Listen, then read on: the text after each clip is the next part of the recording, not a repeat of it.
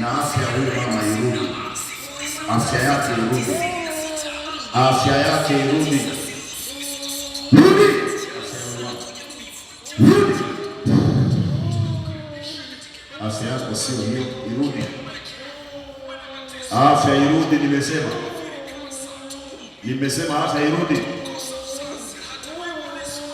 rudi, rudi afya. Kuanzia sasa ukawe mtu mwenye afya njema, kwa maana imeandikwa ufanikiwe katika mambo yote na kuwa na afya njema,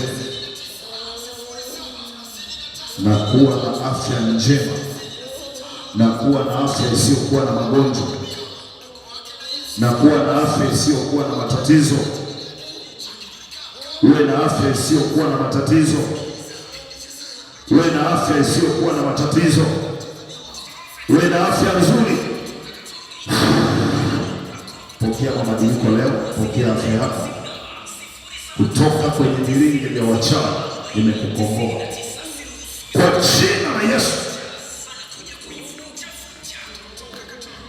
kwa jina la Yesu.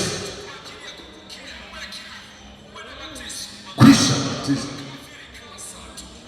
Yesu anakuweka huru, Yesu anakuweka huru, Yesu anakuweka huru, Yesu anakuweka huru, Yesu anakuweka huru, Yesu anakuweka huru, Yesu anakuweka huru, Yesu anakuweka huru, Yesu anakuweka huru, Yesu anakuweka huru.